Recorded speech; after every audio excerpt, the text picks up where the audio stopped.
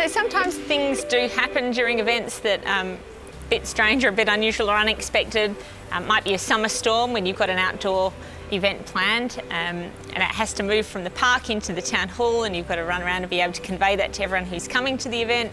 It might be we've had shows that needed a local dog in it, so trying to keep the dog quiet backstage was a bit of a challenge, but you can rise to it as well. Generally we find though, if you're pretty well prepared, you can work your way around just about anything, so take anything on. A few years ago we had the performer Cait who was was part of the Seekers, one of Australia's most famous iconic bands. And so Cait came and did a performance at the Harvey Recreation and Cultural Centre, and we were kind of in awe of the whole thing, you know, that this famous guy is going to come along. So we wanted to make him feel comfortable, and we worked out that the time between when he could get there to bump in and when he had to go had his performance was very short.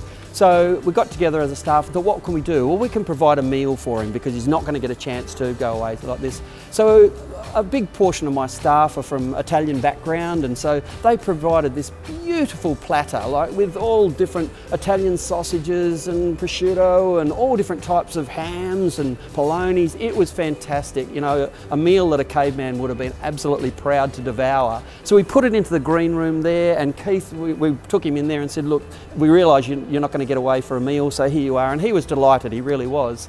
After the show I went back into the green room and saw Cait in there just to thank him for the show, and noticed that he hadn't actually touched anything on there. And I said, Cait, sorry, I don't understand, are you going to have this meal now? And he goes, no, I'm a vegetarian, which unfortunately for Cait meant that he couldn't eat anything that we'd provided at all. But fortunately for myself and my staff, we had a great feed.